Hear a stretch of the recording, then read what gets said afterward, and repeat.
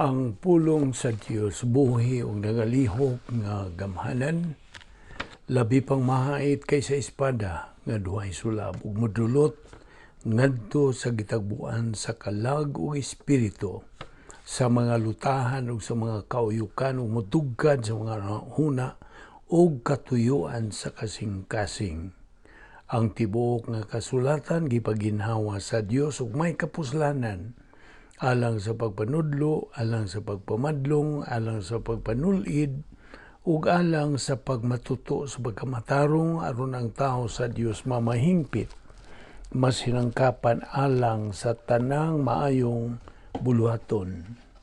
Sa dili pa kita magapadayon sa pagtuon sa pulong sa Dios ning adlaw, sama sa naandan, gikinahanglan ang atong andam sa atong tagsa-tagsa kakalag, sa paglimpyo ni gikan sa mga sala, pinagi sa atong sugid, paghingalan, angkon nga nakabuhat kita ni maong mga sala ning adlaw. We have to admit, we have to acknowledge, and we have to confess sa tanan nato mga salang nabuhat aron kini dili mahimong babag sa atong pagtuon sa pulong sa Dios.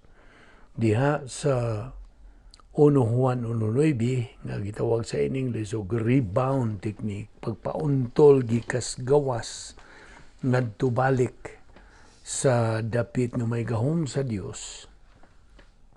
Ang protokol nga plano sa Dios atong gamiton karon ang 1 Juan 1:9 nga nagkanayon sa Binisaya.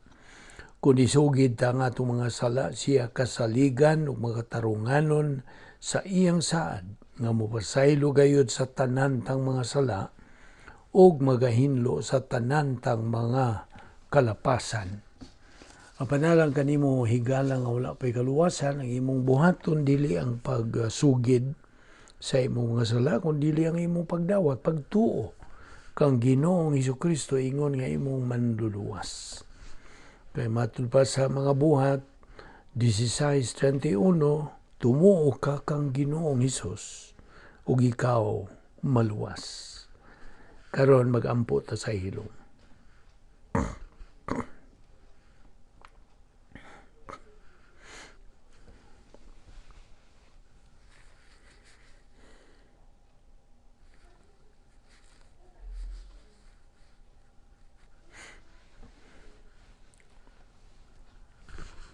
Balaan na mo nga Dios, nagapasalamat kami kanimo nining lain sa mga adlaw nga imong gipadangat kanamo. Nga buhi pa kami nining among lawas kini timailan nga ikaw nagapadayon pa sa imong plano sa among kinabuhi. Salamat o Dios sa imong grasya, imong kaluoy, imong gugma nga nagalihok sa among kinabuhi ug sa imong pagkamatinumanon sa imong mga saan. Gining adlaw ubani kami sa among pagpadayon sa pagtuon sa imong mga kamaturan, pinagi sa pagtudlo kanamo sa balang Espiritu Santo ang bugtong magtudlo sa kamatuoran. Salamat ning among Bible study through the YouTube, pinagi sa Balbido Evangelistic Ministry. Kining tanan among gipasalamatan sa ngalan ni Ginoong Hesukristo. Amen. Maayong adlaw sa tanan nato mga subscribers, mga higala, mga igsuon diha ni Kristo. Welcome na usab ning atong adlaw-adlaw nga pagtuon sa pulong sa Dios. Niya pa kita magadupot ni ining atong tun-anan nga giuluhan, the unfailing love of God, ang way pagkapakyas, way pagkausab nga gugma sa Dios. Okay, padayon ta sa atong gibiyaan kagahapon nga dapit una sa tanan dito sa krus nga diin mo'y kamatyan ni Ginoong Hesukristo. Ang hustisya sa Dios nga Amahan miisip sa tanang mga sala sa kasaysayan sa katawan ngadto sa pagkatao ni Kristo ug gihukman siya.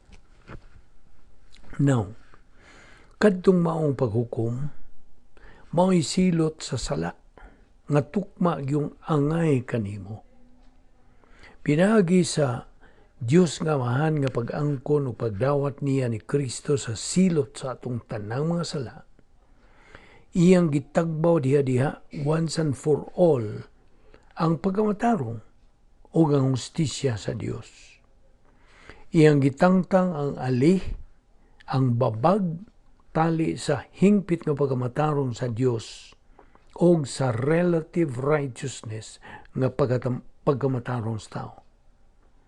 Sanglit mi voluntaryo man si Ginoong Jesucristo nga siya mohimong sala puli kanato. He became sin on our behalf that we might become the righteousness of God in Him. Nan, ang hustisya sa Diyos gawas no na sa pag-iisip. It is free to credit His righteousness to you. Gawas no nang muisip sa iyang pagkamatarong diha kanimo sa higayon sa kaluwasan at the moment of salvation nga walay pagkompromiso sa iyang kinaiya. 2 Corintios 5:21. Karon, ingon nga magtutuo ni Ginoong Jesucristo na kakaron, ikaw na matarong na, you are now justified, madawat ka na sa Diyos. Kaya nga naman, tungod kay na nag-iya, nakaangkon ka naman sa iyang pagkamatarong. Roma 3:21-22, Roma 4:1-6, Roma 4:21-25, o Galacia 2:16. Busa, karon dili na isyo ang imong tawhanong pagkamatarong. Okay? Ang pagkamatarong nga imo nang naangkon, maunay magagarantiya sa imo ng dayon nga relasyon sa Dios. Okay? Kanibaw ka ba? Nga ang Dios personal nga nagahigugma sa iyang kaugalingong pagkamatarong nga karon iya nag-iisip diha kanimo? Nakasabot ka ba? Ug pinagi nining buhat sa iyang hustisya, nahimo ka ng tumong sa iyang walay pagkapakyas, unfailing love, nga personal nga matang sa gugma. Paminaw igsoong magtutuo. Ana ka na karoy personal nga relasyon sa Dios, pinagi kang Ginoong Jesucristo. Ang pagpakita sa walay pagkapakyas nga gugma sa Dios pinagi sa grasya. Una sa tanan, ang grasya mo'y labing hamili ug halangdon nga pagpadayag sa walay pagkapakyas nga gugma sa Dios, the unfailing love of God. Ato nang nasayran nga ang pulisa, policy of God mo ang grasya. Ang pulisa sa Dios of unmerited favor nga gisangkap sa Dios ngadto sa nalaglag og makasasalang mga kaliwatan sa tao. Ang grasya gawas nung gisangkap sa Dios. Ug ang nagadawat niini walay katakos, undeserved by the recipient. Walay mahimo ang kaliwatan sa tao sa pagpanag-iya o sa pag-angkon sa pagkaangayan sa grasya. Wala. Ang grasya mao ang tanan nga diin ang Dios anay kagawasan sa pagatiman sa kaliwatan sa tao, binasihan ang buhat sa kaluwasan nga nahimo ni Ginoong Jesucristo dito sa krus. Antecedent grace. Unsa may pasabot niini? Boyno, sanglit dayon man, eternal man ang walay pagkapakyas nga gugma sa Dios. Ang grasya ingon nga pagpakita sa maong gugma, dinha ng daan sa kaniadtong walay katapusan. Mao kini ang kahulugan sa antecedent grace. Meaning, kining maong grasya dinha na sa eternidad, in eternity past. Diha ng daan kining maong grasya, nauna na kini siya sa pagkadiha. Wa pa gani ang tawhan o kinabuhi, wa pa ang mga kalihukan sa kabubuton sa tao, wa pa ang mga kahimuan sa kaliwatan sa tao, dinha na kining maong grasya. Og sanglit ang gitawag nga antecedent grace, diha na mangdaan sa pabuhata ang tao, ang pagtungha sa tao, dili gayud maka-influensya sa grasya. Dili. Ug busa, ang antecedent grace, mao ang pagpakita o ekspresyon sa gugma sa Dios didto pa sa kaniadtong miaging eternidad nga nagatanyag ngadto sa kaliwatan sa tao in time and eternity apart from human merit, mga tawhanong binuhatan o bisan pag-unsang tawhanong kahimuan, human resources. Kining mao nga grasya sa kaniadto pa, hingnon ta sa Binisaya, kining antecedent grace, nagahatag og empasiya nga bisan sa didto pas kaniadto from eternity past, ang walay pagkapakyas nga gugma sa Dios, medisinyo ng daan sa Dios nung kasulbaran sa mga sitwasyon nga atubangon sa tao, niining kinabuhiya sa walay pagpili without exception. Ang walay pagkapakyas nga gugma sa Dios ug ang grasya sa kaniadto pa, kini silang duha, bahin na kini sila sa dekrito sa Dios, divine decree. Ug kini sila mo'y ingnon ta nga initiatives o mga una-una sa plano sa Dios sa tao. Gikan sa grasya sa kaniadto pa, antecedent grace, aniya karon ang Dios nung mga kaayuhan alang ning panahon, initiative for time. Ang grasya sa Dios nagasangkap sa kaliwatan sa tao, gikan sa pagkahimugso nini ngadto sa iyang pagkamatay. Kining temporal nga grasya nagalakip sa gitawag sa in-Ingles og common, efficacious, logistical o grasya nga pagkamatay, dying grace. Ang Filipos 4:19 na kanayon sa in-English, and my God shall supply all your needs according to, on the basis of, His riches in glory in Christ Jesus. Ang gitawag og common grace, mao ang nagakumbiktar o convincing ministry sa Espiritu Santo ngadto sa kalibutan bahin sa sala, pagkamatarong o paghukom. Juan 16:8-11 nga mao ang pagpatinaw, pagpaklaro sa maayong balita sa kaluwasan.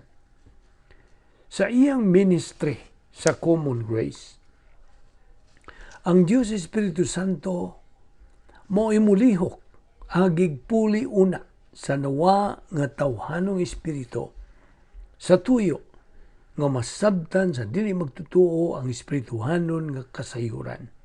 1 Corinto 2:13-14. Sa diha nga ang dili magtutuo musanong ngadto sa maayong balita sa kaluwasan, ginamit ang iyang walay merito nga pagtuo lamang kang Kristo lamang.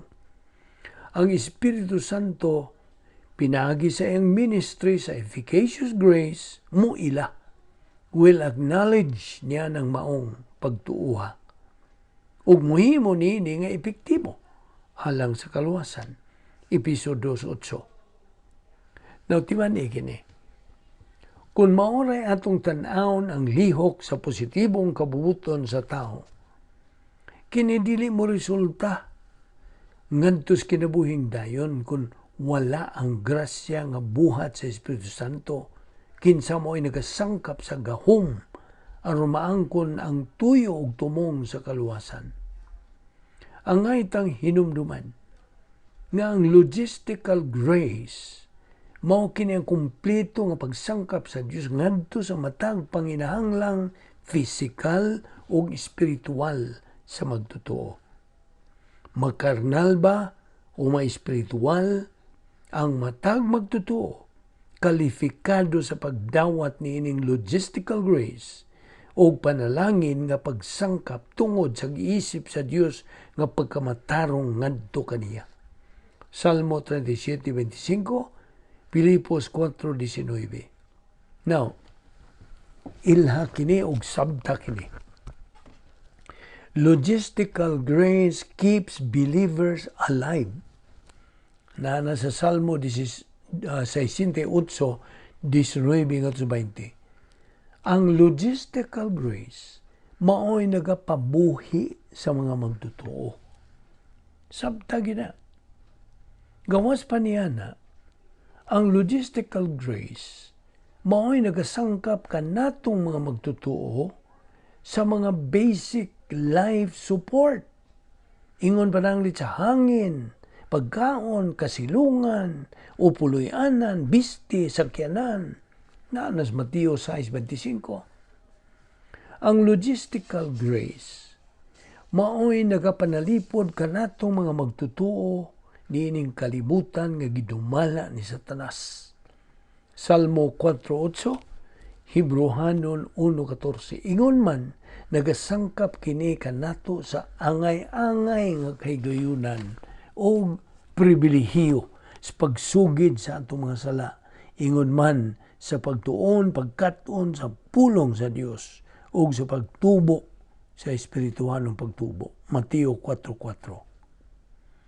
Bisag asa man mo adto og bisag unsa may buhatos magtutuo, sinangkapan gayud siya kalunay sa dili ikatandi nga grasya ug personal nga gugma sa Dios. Di man nina.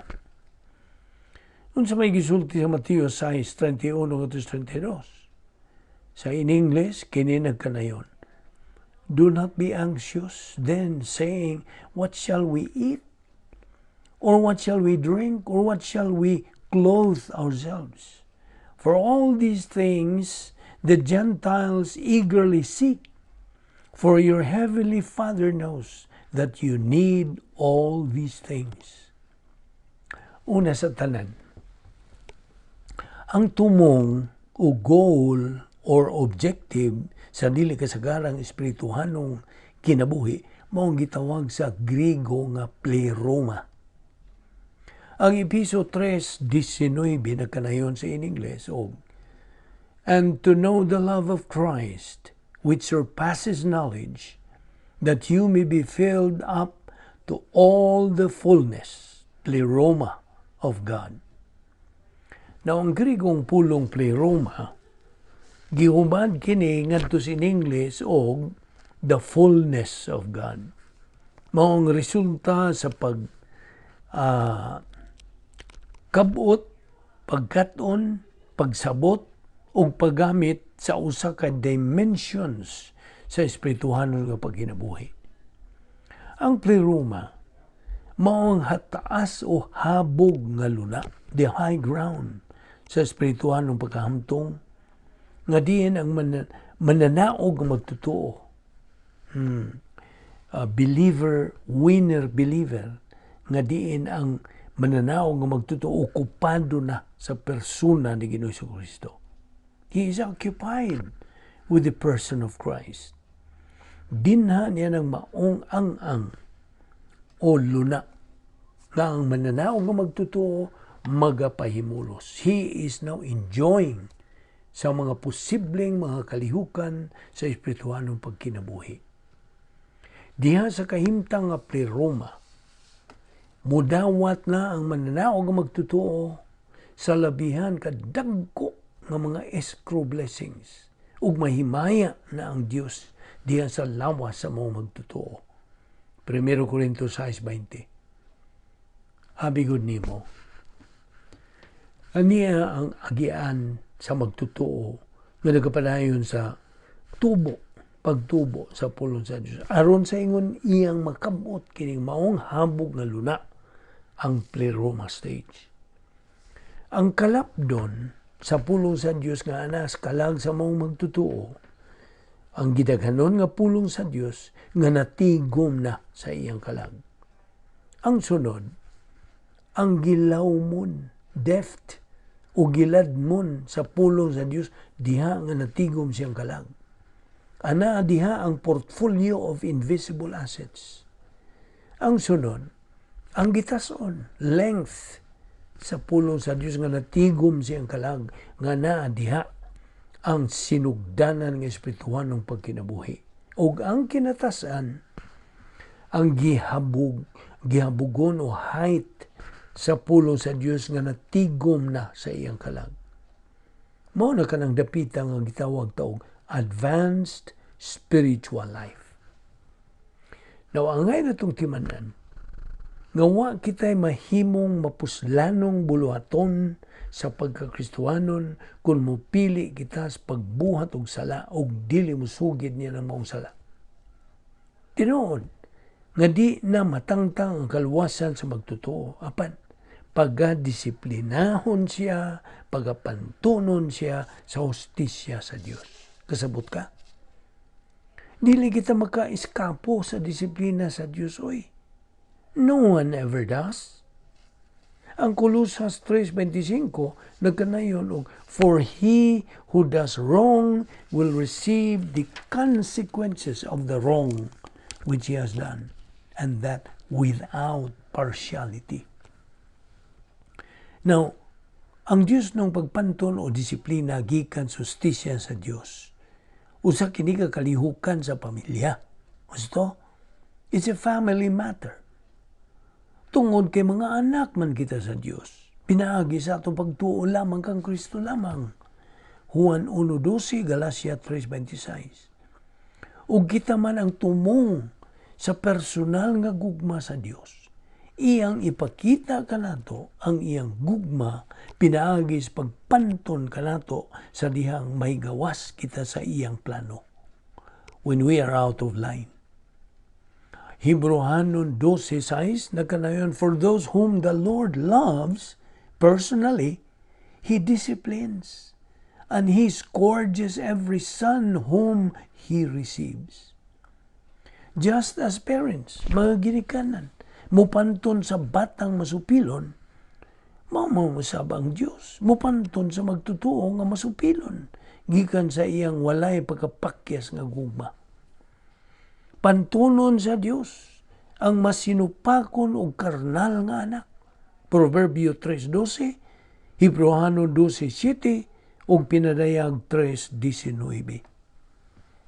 Naibaw na ta nga katungdanan sa mga ginikanan ang pagdisiplina sa ilang mga anak uban sa tuyo sa pag-aga kanila ngadto sa pagkaresponsable o sa pagpatubo kanila ngadto sa paghamtong.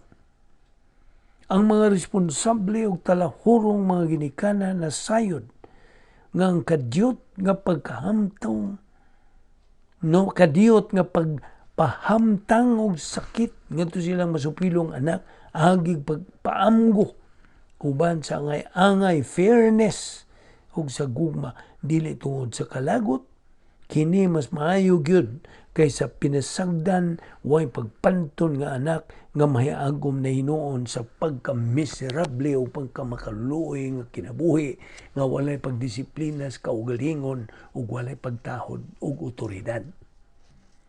Mao man sa bahin sa hustisya sa Dios ug sa way pagkapakyas niya nga gugma. Wala mo kawang sa iyang mga anak sa mga bintaha sa hustong pag-agak, proper training nga magagikan sa sakit sa disiplina. Kasabot ka?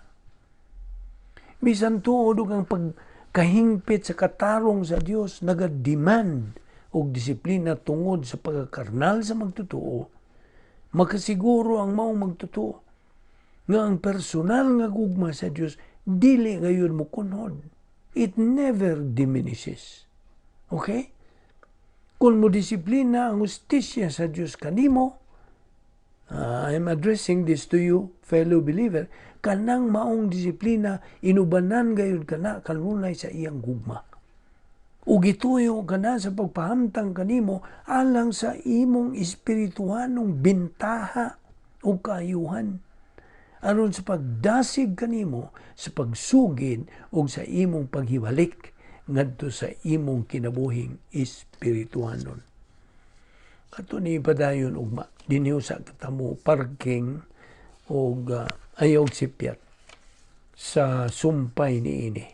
O I think nga mahuman na ito kini nga itong paghisgot bahin ini sa sunod na itong panag-uban mo sa ning tungura magampo ta. Salamat o Diyos. Nining laing higayon sa among pagpakigambitay kanimog sa imong mga pulong. Salamat o Diyos sa mga kamaturan nga mong nakatunan. Niining adlaw, hinaot nga kini mahimong panalangin sa among ginabuhi. Makadugang kinis napundo na nga mga doktrina din sa among kalag. Aron among ikadugang sa paggamit sa among adlaw-adlaw eksperyensya sa kinabuhi.